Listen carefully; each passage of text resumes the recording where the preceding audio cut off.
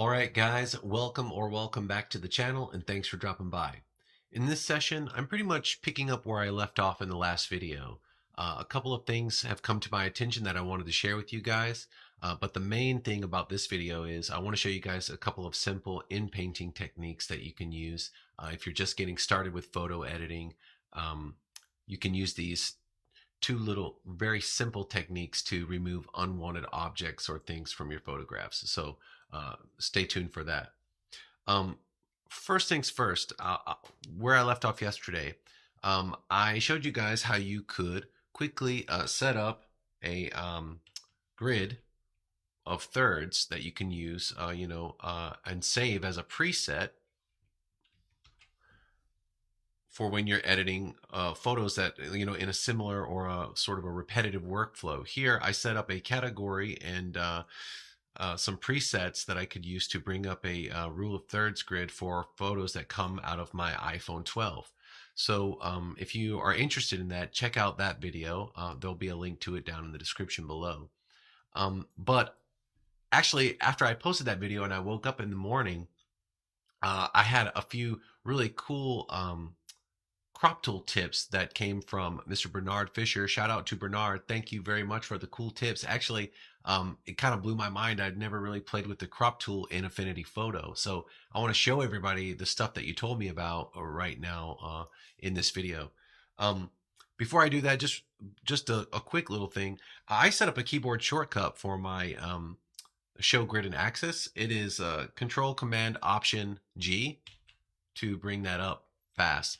Affinity is really awesome these days. You can set up shortcuts for just about anything within the app. So I don't know. It's just a suggestion that I thought I might give to you guys. Instead of having to dig through the menus, just set like a really convenient shortcut for it so that you can pull it up anytime, and you can get to your presets quicker, or you can start editing a new grid even faster. So there's that. But check this out.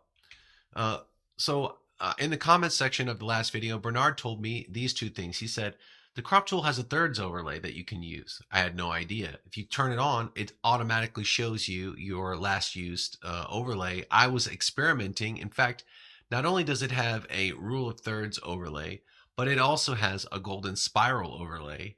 It also has diagonal overlays and also a phi grid. Now, I don't really know what a phi grid is, but I recognize it because I've seen it on my wife's camera. I don't know why it's called a phi grid. I'm actually going to have to do a little homework and study on that to figure out why it's called that, but it seems to be basically a rule of thirds with a centralized focus. So anyway, you can use this overlay. I felt a little silly at first because I was like, oh man, I didn't even know this, and I made the video about the grids. But actually, I feel like the grid presets are still super useful and helpful. So my ego was saved momentarily. But yeah, check this out. Like some of the stuff that I was trying to do yesterday, I could have done it much more, effectively probably if I had known this. I didn't know because I'm sort of just now getting into all this photo editing stuff. So yeah. I can crop the photo, and then here, I can, figure out how I want to crop the photo like this if I need to. Also, um, there's a situation with this function here called straighten. If you recall, and if you saw the last video, I noticed that the horizon line of this photo was sort of askew, and I wanted to fix it. Well, there's a tool for that. It's sort of a function embedded in the crop tool. You can click straighten. Once you do that, you get this cursor that has a level next to it. I'll zoom in on it during post when I'm editing.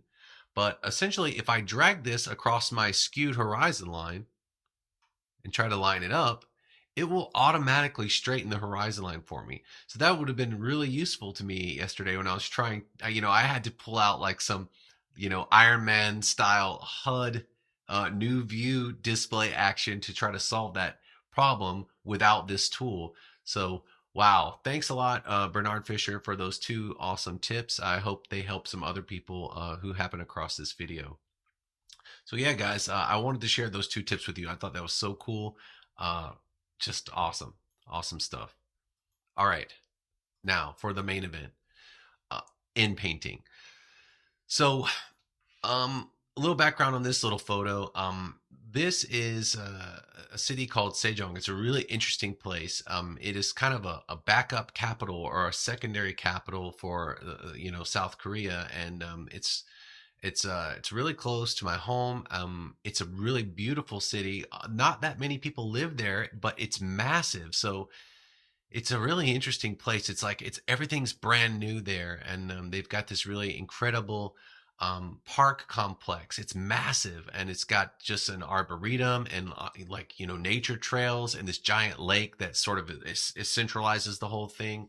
Um, there's a botanical gardens, and there was a festival there this day, and I was sort of kind of experimenting, taking raw photographs. I got this app for my iPhone called Manual. It's like $5. I'll put a link to it down in the description below. It works incredibly well.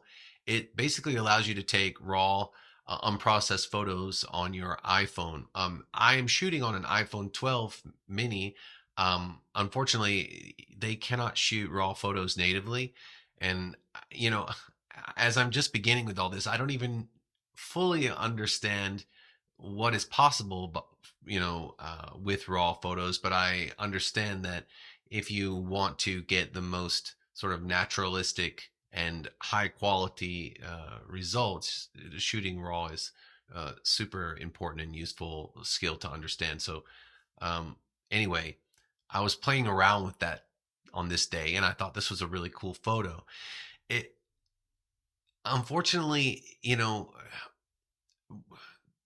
what it needs editing, right? And I guess a lot of raw photos end up that way. That's why you take raw photos. But there are all these yellows and golds and reds in here that get lost because this, it was kind of an overcasted day. The light situation wasn't very good. But I got to looking at this photo and I realized like there are a couple of little eyesores in here that I kind of want to get rid of. And I just did some quick research on Google, like how to, do in painting and remove unwanted objects from photos. And the solutions were super simple. So I want to share them with you guys. In this lake, there are these little flotilla areas. I think this one is mobile, but this one is stationary. And it basically, I think they serve as sort of maintenance for like drainage and sewage and things like that. So they're right in the middle of the lake and they're really just total eyesores. And I wanted to get them out of the photograph. So there are two ways to go about it. The first way you can do is you can use this Inpainting brush. You just go over here to your tools, go to Inpainting brush, and then just drag it across the thing you want to inpaint, and it gets rid of it. I'm flabbergasted how flawlessly it gets rid of the problem. It's really incredible. So I'm going to be experimenting a lot with the Inpainting brush here in the near future. There's also another way you can do it though, and this is something that I actually have used this technique in the past. You basically you come in and you create a selection around the object you want to get rid of, and then you can go up to the I believe it's the edit menu, and then you can just select in paint.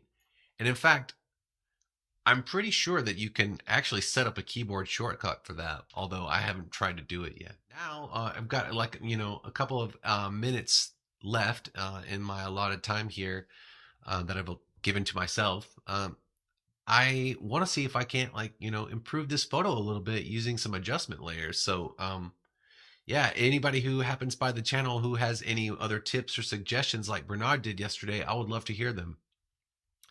Basically, what I think I need to do is I need to up the brightness and maybe pump up some of the colors using a couple of simple adjustments, and maybe this photo can actually turn out to be pretty awesome. Let's check it out. First of all, I will come in here and go to brightness and contrast. Then let's just see what happens when I pump it up just a little bit, maybe the brightness. Yeah, that's pretty cool. That might be even a little bit too bright, but I kind of like the what I'm seeing there. Cool. And then let's see. Contrast. Do I want to drop it down or pump it up? I think I want to drop it down a little bit. It's awfully dark in there, right? There we go. So there's that. Okay. Now what? Maybe I go in with some I believe maybe channel mixer might be a good way to approach this. All right. Or actually, no. I think color balance is what I'm after, actually. Just go back, do some color balance. Yeah, there we go. That's what I was after. Okay, so the shadows, the midtones, and the highlights. Let's start with it starts you on the midtones automatically. I'm assuming that the guys over at Affinity are there's a reason they would have that as where you would get started. I guess a lot of people start there. Um, I don't know what would be considered an actual midtone. I would say maybe like these areas where these mountains are like this. This is kind of mid, right? Whereas like the shadows on these buildings and in these trees, those are really dark colors, so maybe those are considered shadow. Um, let's check out what happens when we buff up the red on the midtones. Actually, I'm gonna go nuts with it just to see what happens first. Okay, so the whole thing gets a little red-eyed, which is kind of cool, but I don't want to get too crazy with it. I think I should stay conservative. 20% seems to be a magic number for some reason right now, so I'll stick with that. And then I suppose, let's see, let's go to our highlights. Maybe I pump up the yellow in the highlights a little bit to try to like artificialize the sunlight that was missing that day, or just warm up the photo a little bit. I don't know. I don't really know what I'm doing, guys. I'm just kind of experimenting. Coach me, I love to learn new things. And then in the shadows, it seems like these trees over here. I could see it with my eyes on that day, but right now it's fall. It's the beginning. It's like we're in mid October. Right at the end of October, everything's just going to start getting colorized here in Korea. Like everything will turn orange, red, and brown. And then throughout the month of November, it'll get deeper and deeper until it's just like gorgeous. And then suddenly everything will die and it's winter. Um, I want to bump up some reds in there because I think that gives it this really kind of like fall sort of feeling, but I don't want to go too crazy with it. So I'm just going to bump it up just a little bit there. And then the greens. It's still green. I don't want to lie. Totally. I just want the colors to be a little bit. Actually, you know what I can do is now that I have this in place, maybe I can add one more thing. I can add vibrance. And let's see what happens when I add a little vibrance. Okay, I'll go crazy. Okay. Go crazy. It's actually very subtle, right? Let's go saturation. Okay, that's super saturated, which looks kind of cool to be honest, but I know that if somebody saw it, they'll be like, hey, this is awfully saturated. It's not very tasteful, I suppose. I'll go to 20% again as a sort of a magic number, and then I'll just pump the vibrance up just a little bit.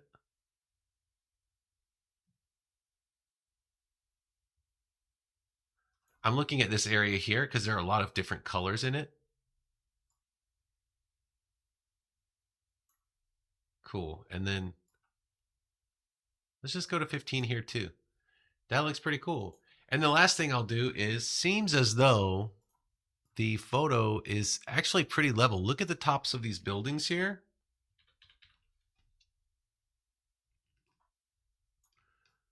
Look how straight they are. Now, I don't know that that necessarily means that the photo is actually level, but maybe I shouldn't touch it. So let's just jump back out here and see if we can't like create sort of a composition with thirds here. It seems like these buildings are the perfect sort of things to sort of try to align to the thirds. To me, like this little situation right here in the center, that is sort of where it's at with this photo. So what I want to do is actually, how do I handle this? I'm actually earlier I was trying to use the buildings to sort of, figure out where my center was, and maybe I was going to align these buildings here to these center marks when that might not be the best case scenario. So what I decided to do was sort of approach it from a different perspective altogether. Rather than try to align the buildings to thirds, I was thinking very linearly, but after I stopped the video for a second and I thought a little bit more about it, I thought the rule of thirds situation also applies to sort of the shapes and the way that things guide you around the photograph. Now, the entire bottom third of this photograph is water, right? And then just above in the second half here, um, first of all, if I put this like right in the middle here, it feels somehow like there's like sort of it's kind of cramped. So what I'm thinking is a good way to go about doing it would be to yesterday I created these grids. I created another one after I turned off the video. This one was for landscape by ninths. And what I think I'll do is I'll bring this down. And let's see. And what I want to do is I want to basically I want a shape here on the bottom third of the central thirds, right? So it's kind of I want to create a shape just within that space that sort of breaks up this center third into thirds, right? And then it leaves me with this nice framing, right? I've got the lake on the bottom, and then I've got the sky as the top frame, right? And so here I've got this stripe in the center that I can sort of play with. And here I'm kind of it's kind of tough because I don't have that much space over here. There's this really great building here that I could use as part of the composition, but it's let's see what happens if I go shrink it down a little bit. But what happens is it kind of juts out above, and if I try to bring it into the composition, I lose all this stuff over here, which is wild to me. So I don't want that. I'm gonna have to sort of sacrifice, and I kind of want this building on the other side of this vertical. I think this is a much more natural looking sort of situation, right? And then again, I want to compose this strip inside these thirds. Anybody out there who's really good at this kind of stuff, I would love to hear your critique of my thinking on this topic. But so please hit me in the comments if you don't mind. But I think the approach here is a little bit better, right? And then I've got the sky up here and the lake down here, sort of three strips of nature with the city sort of jutting out in the middle. It's pretty cool. Okay, guys, I just wanted to add that little section to this video after I sort of meandered around for a little bit. I'm going to probably cut all that stuff out and just show you this last part because, I don't want to leave things unfinished. Just there and then deselect. That looks like a pretty cool little photograph.